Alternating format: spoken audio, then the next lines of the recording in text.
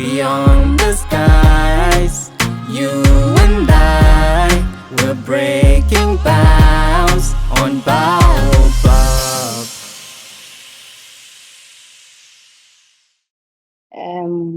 My name is Victoria Ndego, and I am the founder and then the coordinator of Adolescent Health Consent in Ghana.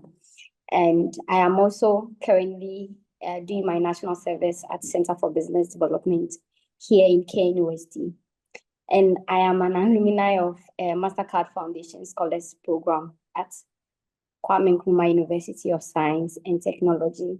I've actually founded this organization or team for 4 years to 5 years now. So as Martin said, we will dive into each of them at the right time. Thank you. Great.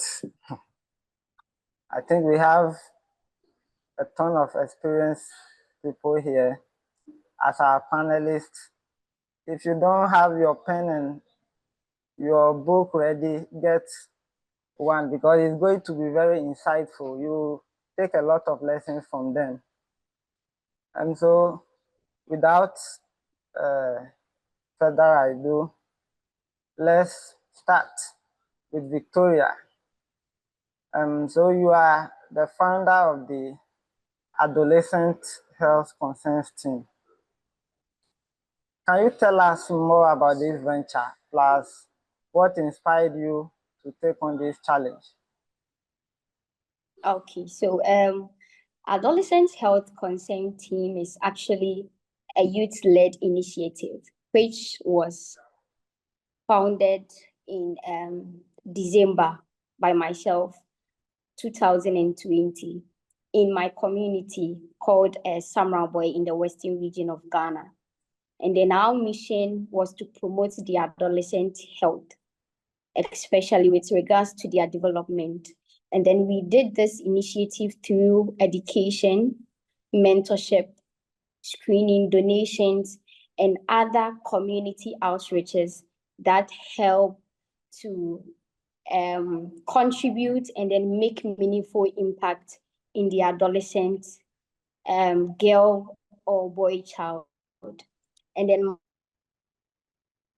we consist of senior high school students, university students and graduates, and then workers. So it's a blend team. We have literally every aspect of people being part of the team. And then with regards to what inspired us to take this initiative, I think my community impact inspired me and then my whole team to venture into the adolescent health. We came from a community that most times the adolescents, when they get into that time, you realize that they weren't getting the necessary education, the necessary checkups, the proper mentorship to guide them to get into whatever they want to become, especially when it comes to their career guidance. And then also their health. So looking at coming from a community like that, we came together and then we took it upon ourselves that we are going to help to solve issues regarding the adolescent boy or girl child in the community. Thank you. Great, thank you so much. I can really see you are making impact in the lives of our young adolescents in Ghana. Yes. Thank you for the wonderful work you've been doing.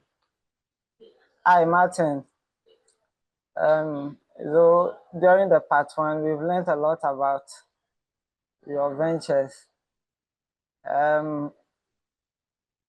For the sake of those who couldn't join us, could you give us a brief overview about Brown Technology and what you guys do?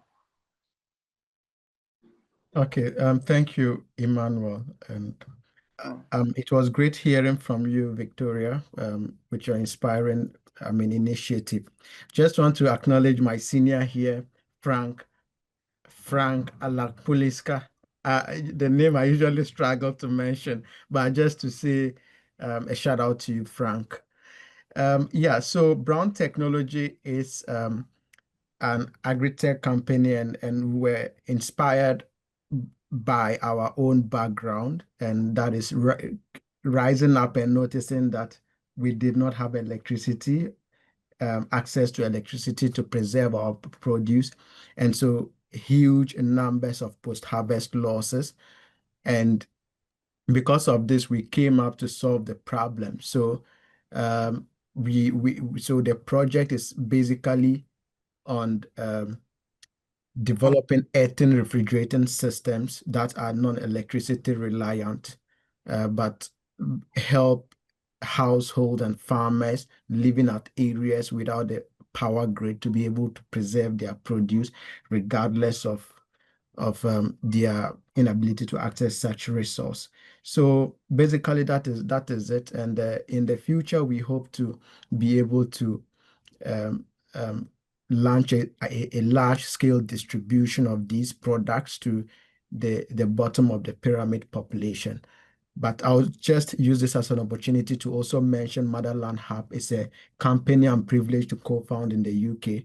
And what we are doing at Motherland Hub is that with you would agree with me that there is lots of immigration from Africa, and this means that lots of capable, high talent are being drained from Africa. So brain drain. And what we at Motherland Hub as a company is to turn brain drain into brain gain. And so we partner with the top talents in the diaspora, US, UK, wherever you are. And then through strategic partnership with local developmental institutions, we are able to ensure that your experiences and the knowledge that you get, you're able to incorporate that knowledge back to Africa for development and not just remittances. Over 100 billion, dollars remittances go, are remitted, money is remitted back to Africa every year. But what we do is that beyond the 100 billion remittances, money that you send back home, just 2% of that money is used for sustainable developmental projects. So what do we do? Beyond the sending money home, we need your talent back home so that you who desire to be out there, we can churn the talent back into Africa for development. And so, yeah, we may want to explore that in the later stage, but that is it in brief. Thank you, Martin, for that, telling us about your ventures. So, Victoria, this question goes to you. Okay. You've worked with health donors over the past few years. Can you tell us how you identify the right investors or platforms to pitch your venture? Okay, so thank you once again for the question. So one way that has made, getting investors or donors very simple is the fact that we do value alignment. When we are going out to seek for investors, we do we use a strategy which is called value alignment. Now, if I am going out and then I am going to have, let's take it, a program in the health aspect, maybe STI, or I am going in to do career guidance. The first investor I will look at, or the first investor team, first of all, I will align it with a hospital. So if a hospital is coming in, it means that most of the things that I need, that I might to provide. And then if it is about career guidance, the first thing I'll look at, the first investor I'll look at is from the director of education. If I'm able to, then I bring in other companies, businesses that are also ready to impact in in the society, especially when it comes to this developmental project. So first of all, we do value alignment. We make sure that we bring all the people in our goals first. And then secondly, we look at the other options, especially when it comes to the monetary aspect. We look at businesses and companies in the community. You see, one mistake most of us we do is when we are, going in for investors, when we are going in for people to, we only think about money, which in most cases is not a problem because there are a lot of programs and then there are a lot of initiatives that you can actually hold social venture without even going or needing a lot of money. Because if you bring a hospital on board for maybe a health screen, it means that the hospital will make sure they come to do, it depends on the negotiation. Maybe the hospital will be able to give you 100% sponsorship, or the hospital will go on maybe 30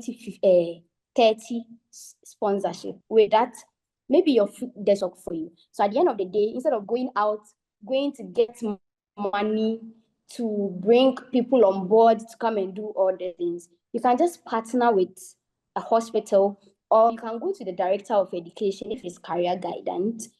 Then they will give you people that will come and then give you the talk. They will also make sure that all the students that are involved, you are able to reach them.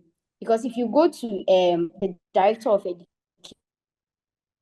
it means that they will make sure all letters are being sent. You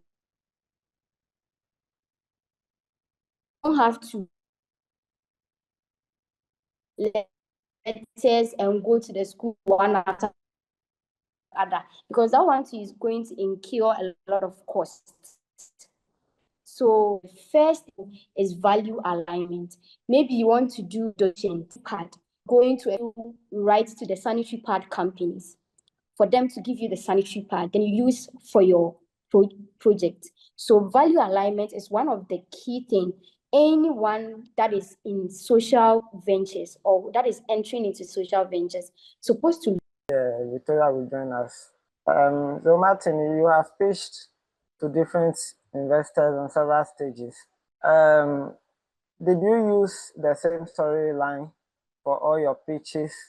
Yeah, thank you for that. So, of course, different investors have got different needs, and although some needs might cut across impact investors, but the percentage or the judging rubrics could vary from them.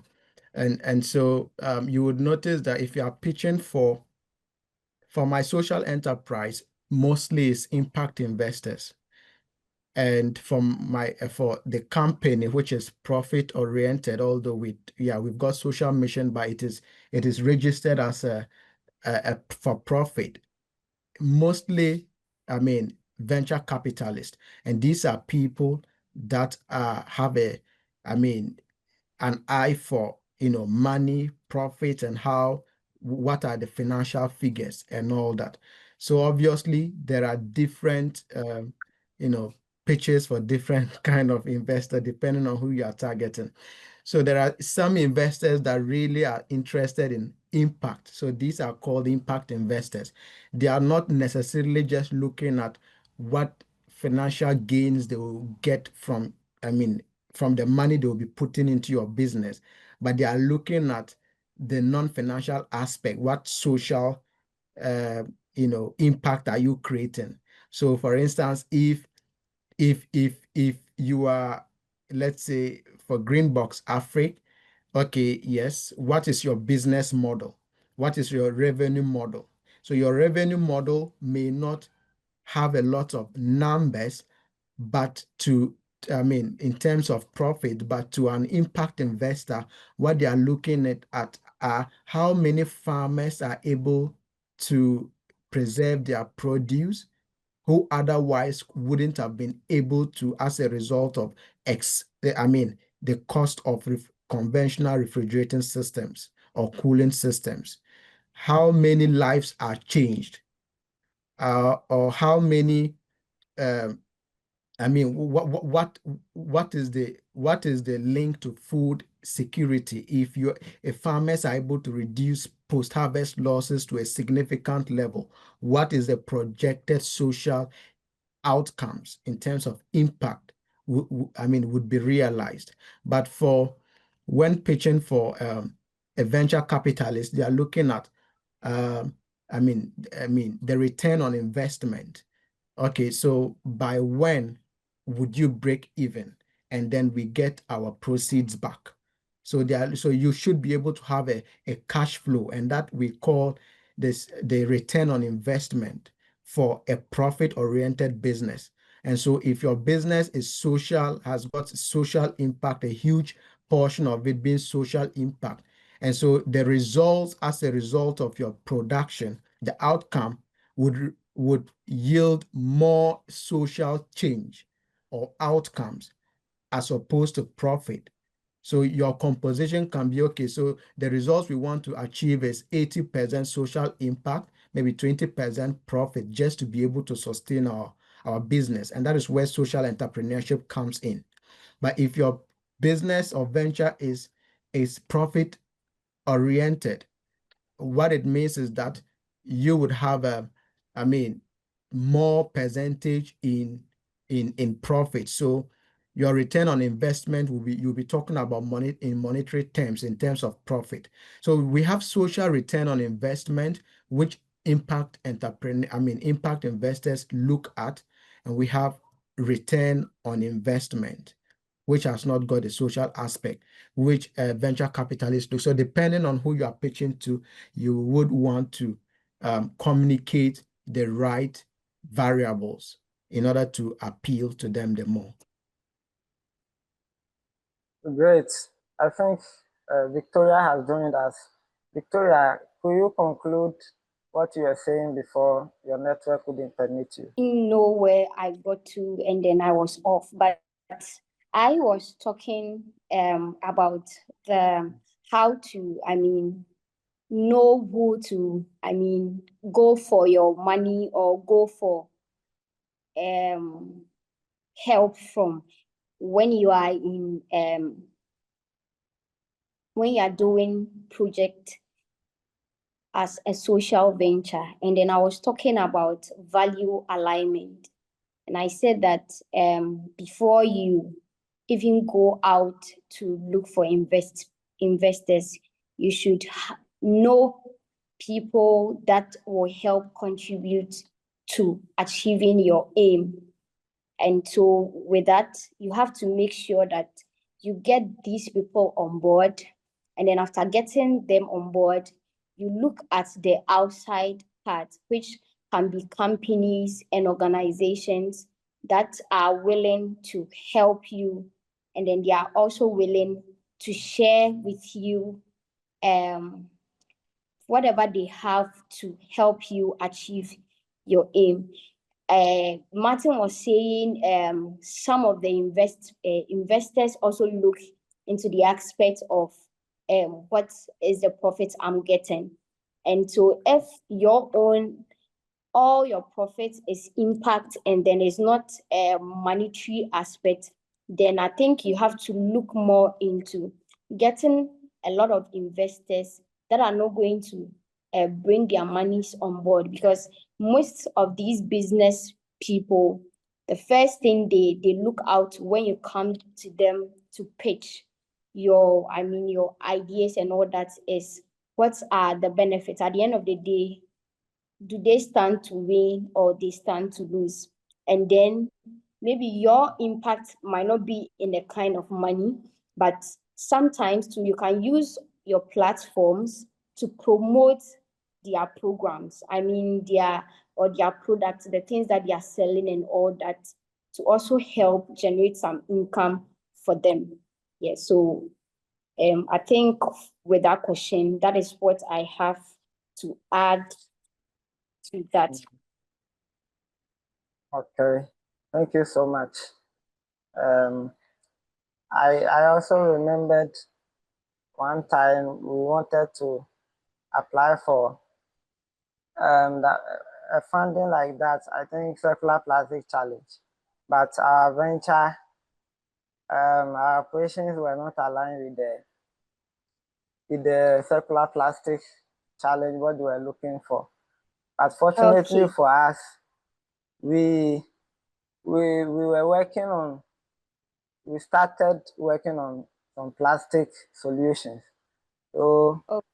we used that one to apply, and we went to the final, but unfortunately we couldn't win the funding. Yes, yes. But If you nothing. if it's not aligned with it, mostly they might not consider you. Yeah. So this section is what I call, if you snooze, you lose. We are going to get more practical here. So Victoria, to help those of us who have never pitched before or they are just starting, will you quickly walk us through the parts or components of an ideal pitch deck, an ideal business pitch deck? Okay. Yes. Okay. Thank you for the question once again. And before I'll walk you through the things you need to have in your pitch deck, I want to talk something small about code of conduct. Normal things that you need to do that shouldn't be the reason why you are being left out when it comes to selection. So I'll talk about you have to make sure that your slides are very clear. You choose good colors, your animation, everything supposed to be official. Don't choose, your font size, your font type is very necessary. And then you have to make sure that it's not only you that is going for the pitch, especially when you're a social venture. When you're in social ventures. If that's where you are, and then you are pitching for investors, you have to make sure that it's not only you that is going to pitch. The reason is that most investors look at the team, how the team is. It's not one person that will come and pitch, and then at the end of the day, the money is being given to the person, and then we can't find the person anywhere, and then we can't trace. If they see that you are more than one, you are more than two, it makes them know, first of all, know that you are serious, and then you know what you are doing. And then you have to make sure that you didn't just go and bring somebody to come and help you pitch. They should also understand everything. When it comes to questions, that your team members are supposed to also, they are also supposed to be able to answer questions regarding your pitch deck. And then also you are supposed to dress well, and then you are also supposed to communicate well with your investors. Make sure that you have most of the things that is on your pitch deck in your mind, so that it wouldn't be like you are just reading to them. Eye contact, and then also use demonstrations, visual demonstrations. Use pictures, use good, maybe if it is statistics, make sure that you don't just write numbers. Make it very simple for them to, when they see it, they should be able to understand without you telling them. So let me just walk us through the pitch deck itself. So first of all, you should have the title. That is the slide title. With a title, it can be the name of your organization. You can also have your team or whatever you want to do that year. So if this year you are doing maybe an outreach for pregnant women, or you are doing an outreach for people with disability, maybe you are doing a donation for young females, this is supposed to be at the first. That is your title slide, the name of your organization, and then whatever you want to do should be on the first slide.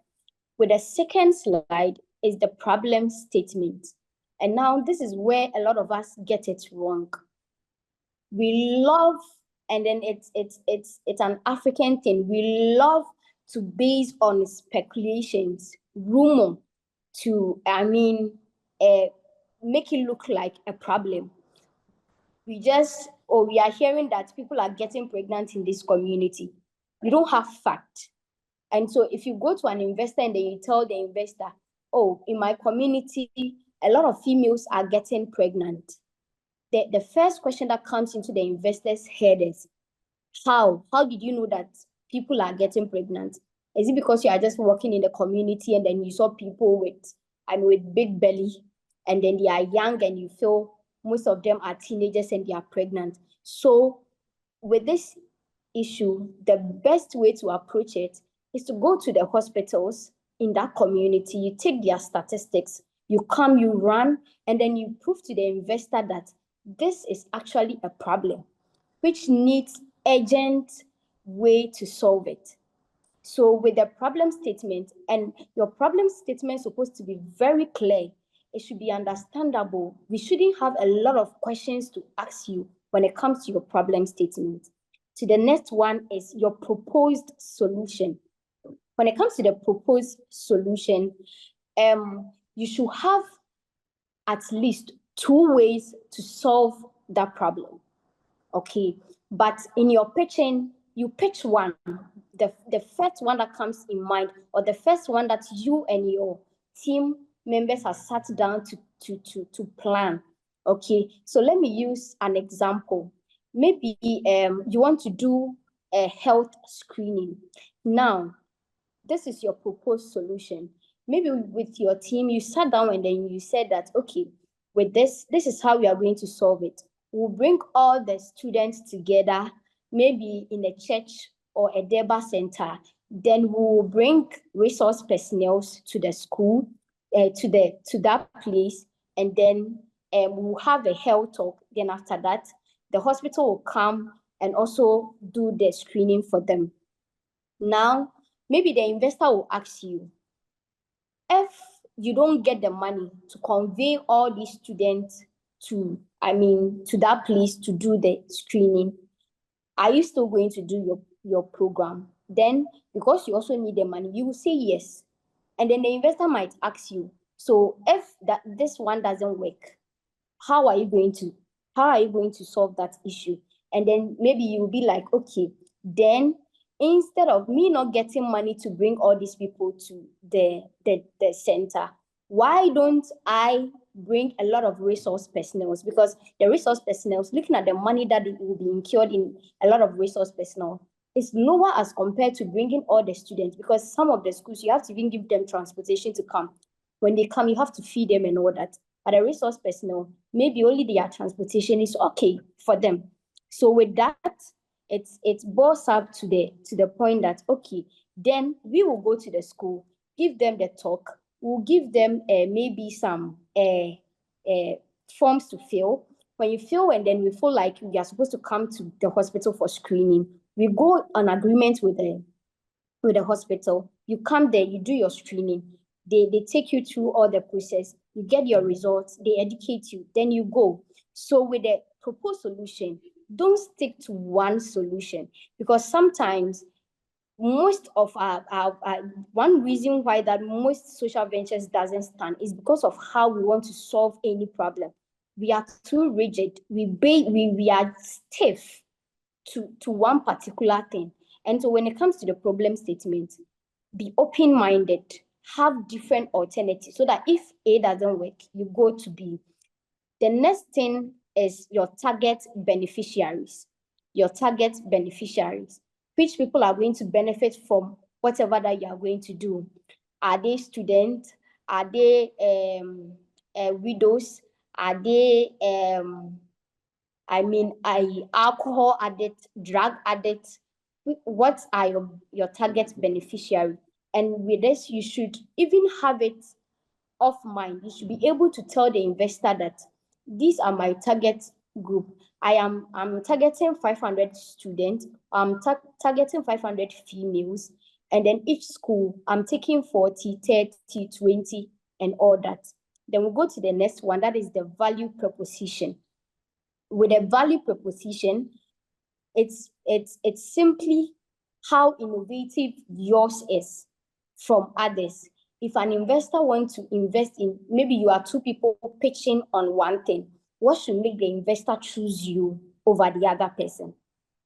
And so even with the innovation, it wouldn't even be necessarily something huge. Maybe because of the numbers that you want to impact. Maybe because of how you want to solve the problem. Maybe it's because of your target beneficiary that will make an investor choose you over the others. And then the next one will be the impact. At the end of whatever you want to do, how do we measure your impact? Is it going to be a long-term impact? Is it going to be a short-term? For how many years can you sit down and, as a social venture, see that whatever you did maybe a year ago, 2 years ago, is making impact? And then every investor wants to see your impact. It's more or less like you selling something. You're going to pitch as a business person. It's your profit that will let an investor invest in your business. And so we don't sell, but the impact that you are going to make will let the investor say that, let me choose you over the other person. And then the next one should be your budget. Your budget can be monetary, it can be parts. I mean, you can also look for partners. Maybe the investor, you are not coming there for money. Maybe you are coming there for partnership, you are coming there for volunteers to help you achieve your aim. And then the last thing is your team members. You should be able to state your team members and then whatever they are doing, the roles they are playing in the team. Thank you. Thank you for the elaborate job done. Martin, you have a lot of experience. So, for your experience, what are the most important parts of the pitch deck from what Victoria just told us? What are the most important that no matter the type of pitch, you cannot do without? Yeah, I mean, thank you very much, Aflo. I think I wouldn't, I mean, Victoria, thank you for that. You've done most of the work. You've done everything, actually. The thing is, I mean, it's all that Victoria has said. What I just want to add is, what usually some investors or whoever you are going to pitch to would probably have, sometimes they give you what you should include. Do you get it? So sometimes, yeah, you've got the outline from them. Okay, you must include problem statement. You must include a solution, proposed solution, whatever. But I'll just say that whatever be I mean, whoever you are pitching to, you must know who you are pitching to. What is their soft spot? Or their sweet spot, let me put it that way. What would touch their hearts? So if they are interested in impact, you communicate social impact the more. If they are interested in profit, you let your numbers speak. And so also depending on the level of funding you are looking for. So we've got different level of funding. We've got seed funding, we've got Series A, Series B, Series C, we've got IPO. And so depending on the level, that will determine. So you often seed capital, when you are pitching for a seed funding or seed capital, they most often wouldn't require much, except that they have explicitly stated that you must have had traction. But mostly it is a funding that you either take to develop your idea or to test your prototype or develop it or to get an MVP and test it. So usually the early stages of your business. If it's Series A would usually want traction. So you should have interacted with your customers, made some sales. I mean, to show numbers. Okay, so these are the people we have sold our products or services to, and this is the the result out of it. So 90% of them, said this about it. This is how the revenue went and all that. And based on this, we can project that in the next 3 months, after we have received this money, we would be able to achieve this. So just to summarize basically what Vic said. So yeah, a problem statement, the problem you seek to solve, the solution, the proposed solution or the solution that you have for the problem, why you are the best, the best person to solve that solution, and that includes your team, highlighting their competences, experiences, and potential to be able to execute and utilize the money, the funding that you'll be receiving diligently. And also, what is the projected outcome of having received the money? Specifically, what would you use the money for in a tabulated form or whatever form you might want to present it? And then what would be the outcome in the next so and so period? So basically that is it. So a clear why the solution is, the solving the problem is even relevant and all that. Because of time, I'll just stop here. Okay. Yeah. Thank you so much. Most of the times, the company or the host, they give you what they are looking for in your pitch. So Victoria, briefly, let's say in about 1 minute, how do you prepare for the big stage to be able to pitch your idea without flopping on the stage? How do you prepare? Okay, so when it comes to the preparation, I think it's very simple. Yes, it's very simple. First of all, you should know who you are going to pitch to. You should know your investors. And then secondly, you should know your slides. You should know whatever you are going to do. You as the person going to pitch should have an idea, even if maybe you get there and then they said, don't project anything. And this happens a lot. You get there and then you've prepared your slides and then they will tell you that time is fast spent. So don't look on your slides. Tell us, we are here. Tell us what you want to do. And so if at this stage, if you really don't know your slides or if you really don't know what you want to do, you will flop. And so knowing your slides should be something that everyone who is going to pitch for funding should know. And then the next thing is you should rehearse. You should rehearse several times. And then you should also time yourself when rehearsing. So I know that most of the pitches that we go, they give you the time, maybe 5 minutes, 9 minutes, 10 minutes. So you actually rehearse with the timing so that if you feel like the time is limited, you try to remove certain things, you try to cut down some of your explanations and all that to fit into the time. And then also, you should also go through anticipated questions. There are some questions that anyone pitching to an investor will ask.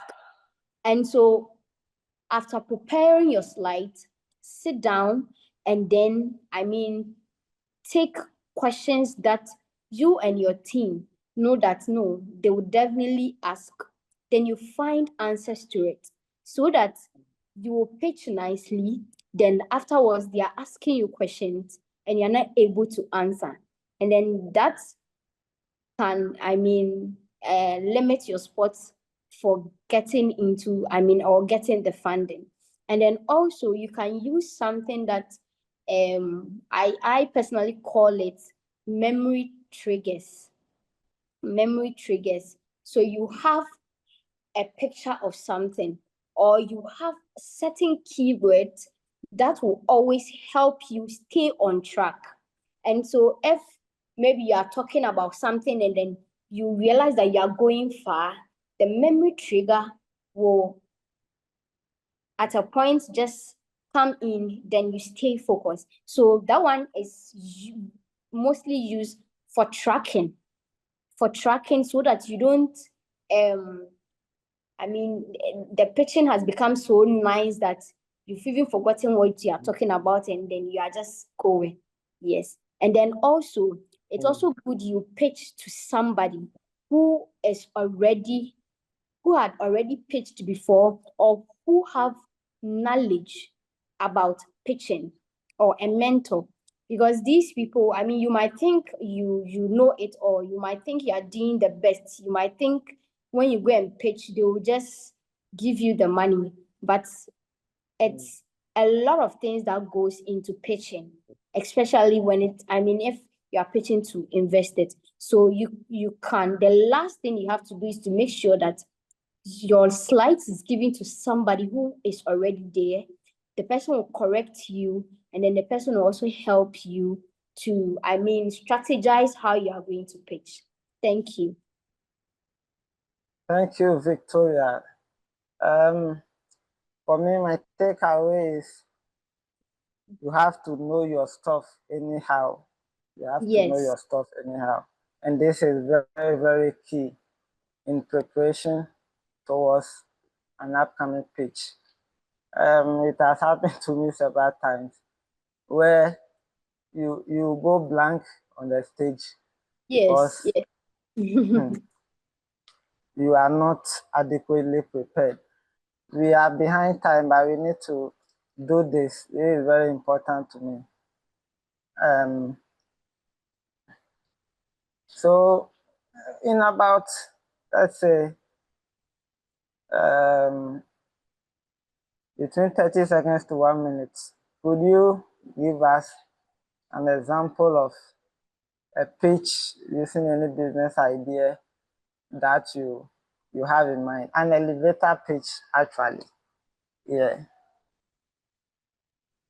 Okay, so before I state, for elevator pitch, it's like meeting a girl as a guy. You meet a girl at um then you just have to say something that would either open doors for further conversation or whatever. So you are pitching the business. So there are certain things you must not leave out. And just to make it more practical, I'll probably use Motherland Hub. So so you could if you are called upon, for instance, to pitch your idea, you could just say that research has proven that majority or a larger proportion of Africa's top talent immigrate annually.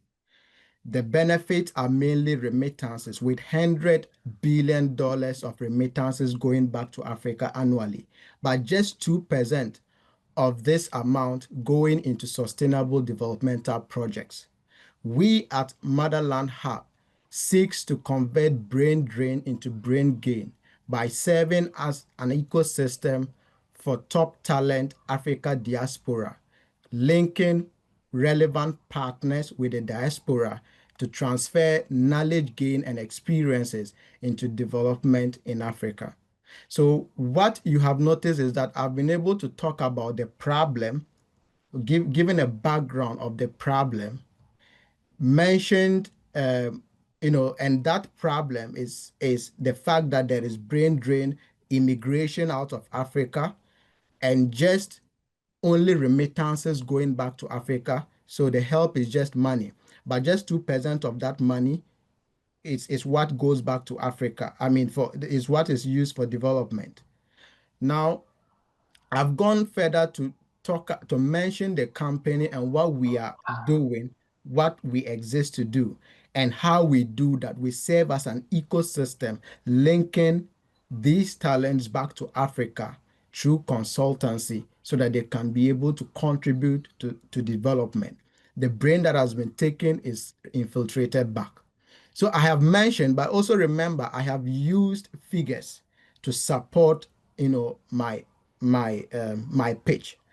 I know time isn't going to allow us, but I'll just share some useful resources for those here that if you want to prepare, if you have a pitch upcoming and you want to prepare a relevant pitch, do not gone were the days where you sit down and go, trying to create designs. For me, within 30 to an hour, if I have to go to do a pitch, I create my pitch deck. And I would just share some resources with you that you can use um, if you need to pitch. And I think Victoria also has spoken extensively about how to prepare for. So I'll just share them in the chat. So this presenti.ai is an AI tool. You don't even need to have a content, and the same with Gamma AI. You don't need to have content, just go tell it what to produce. If you also have content about even your financials, your team and pictures, just feed it in. It will generate everything for you, diagrams, pictures, and all that. You can edit it, and it's really, really great. So you can just copy that. Okay, thank you, Margaret has shared Napkin AI tool. So that one is also very relevant that you can use. Also, if you have finished preparing your slides and you don't have someone, or you are feeling shy to stand before someone, or you don't have someone to actually listen to your pitch practice and give you feedback, there is also this tool called Udly. So Udly, you just go onto the platform. It is free. When you go onto the platform, you are able to, it's a video session. So you just pitch yours. You can also share screen and pitch. The AI will give you feedback and tell you what went wrong, and also suggest relevant questions that you probably should expect when you are pitching. So this is also a relevant tool. There's another one called um, Pitcherific. That one is paid. So if you have but of course, Udly is not paid. I mean, it's free, so you can use it for free. But the paid one, I haven't used it before, but you can try. Really, really good tools. It tells you what went wrong, what went right, and all that. Yeah. Oh, I was sharing this to direct message. Sorry. Aflo, can you just okay, so that's it. Aflo, if you've got further questions, I'll just copy them back to everyone. Yeah. Okay, thank you so much, Martin. Martin is such a great storyteller. So you guys should learn from him. So Victoria, now let's deal with common mistakes and how we can avoid them. As Martin works on sharing the resources with us. So with your experience, what are some of the most common mistakes you noticed, either from a colleague, competitor, or from yourself when it comes to pitching? Okay, so I think one Yeah, common very, very briefly. Okay, sure. Okay. I think one common mistake that we do a lot when it comes to this is following our passion rather than, basing on evidence. My passion is to make sure that, maybe every widow in my community is okay. But the question is, are the widows complaining? Are the widows telling you that they don't have money? Are the widows telling you that they want all the food? You see, we always focus on our passion. My passion is this, so this is what I'm going to do. But that shouldn't be the case. It's supposed to be, this is what the people want, and I'm here to deliver to them.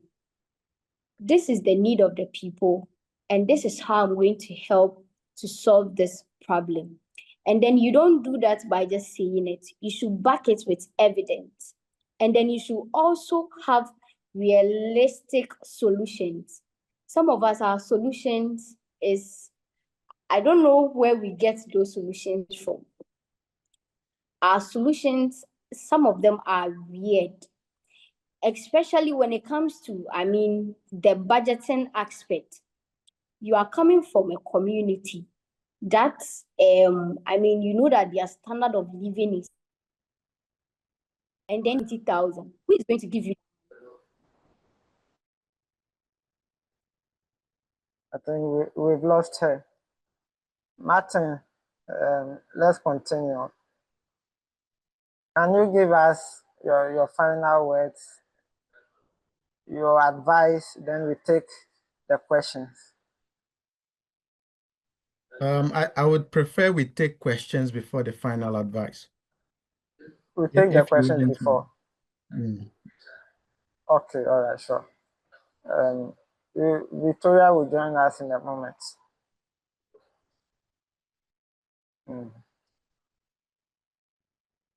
Where are the questions? Let me see.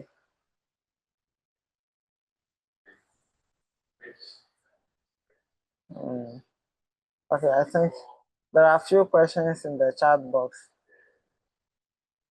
So the first question is from Famous.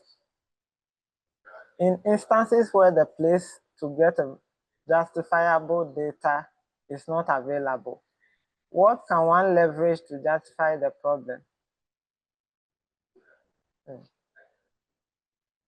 Yeah, I think, okay, so I think data is useless if it lacks connection with reality. So that is to say that data is not always even the unifying factor or the main thing or the big issue. So for instance, if you tell me that, okay, 2 billion tons of vegetables go waste annually, and so this is the reason why I am developing probably this to help, in food preservation and shelf life extension. At where? In Ghana. Meanwhile, when we come to Ghana, there is nothing like that problem does not reflect. Probably it's something, it's an issue in Bogota. It's somewhere in South America, but probably not in Ghana. So if the person is, is focused on regional, solving regional problems or investing in you to solve regional problems, your data is still irrelevant to the specific case. But so even without data, I think you are still good to go. What you need to do is demonstrate that you are in touch with the reality. Your ability to demonstrate that, yes, these are the people I am working with or working for to support. And these, although there is no research justifying that this is the issue, I have interacted with these people. I have worked with them for this period of time, and this is what they are saying. So you are able to quote them, to create stories out of them, to actually demonstrate that, yeah, in reality this is what is happening. So you don't need data. In fact, research is still developing, is progressive, so it doesn't mean that there must be data to be able to to do that. I don't know if I've answered you, Famous. The next one, which is some investors ask Oh, whether your initiative or organization is registered. Assuming you are just starting out with the intervention, how do you prove validity? Um, ask whether your initial organ is registered. Assuming you are just starting with the intervention, how do you prove validity? So yeah, yes. it's true. Some would require business certificate, others would not require, but others are flexible to just they want confidence that okay, this is something you are committed to working, and so in such an instance, you might have so usually um we have waiting customers. So your product might not even have been in the market, but you're able to launch a Google form. Okay, if you have this product, are you willing to buy at what price? Blah, blah, blah. So you're able to tell, okay, from the survey I've collected from market research, 70% of those who said they would buy, 60% of them or 90% of those who said they would buy said they would buy it at this price. So this is your self-generated even data. Do you understand? So you necessarily don't have to get the data. You can do your own market research by way of just simply passing Google Forms around and all that. Yeah, just to keep it short and sweet. Thank you. I thank you, Martin, very much. If anyone wants to ask the question, he or she can unmute and speak. Better still, you can put in the chat. So the next question is, where is the question? Someone was asking if you could recommend some funding opportunities he can apply as a health technology startup founder. Health technology startup founder. Yes. We've got okay, so now there is deep price competition, but usually deep price, so they have very different thematic areas: agriculture, health, water, sanitation, and sustainable, blah blah blah. So your this thing might find itself under their health thematic area, but usually what they do is that if your intervention or product is um is proven intervention, meaning it is already out there. Research has proven that this is something that works. So your job, so what they do is that they give you up to 20,000 I think dollars to be able to access that intervention, that product you have produced into the remotest areas, which otherwise wouldn't have been able to access that intervention. So it's either you are producing it yourself or outsourcing it from somewhere to that underprivileged location. So I don't know if applications are open, but also there are also a lot of other ones which when you just search Google, or ChatGPT, or even Google Health, funding or grants for health tech startups, you'll be able to find loads of them. But check out the Yeah, thank you. Thank you. competition. I also Hello. think Mastercard Foundation, they have one health technology program like that. I I can't remember the exact name, but they have something like that. And someone is also asking, Ashraf is asking if you can elaborate how he can fall in love with the problem that he is trying to solve.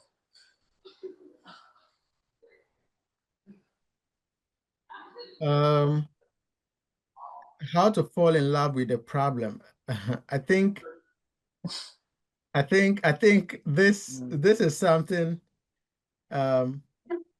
because if for instance if I mean you it shouldn't I mean I understand your case, falling in love with a problem.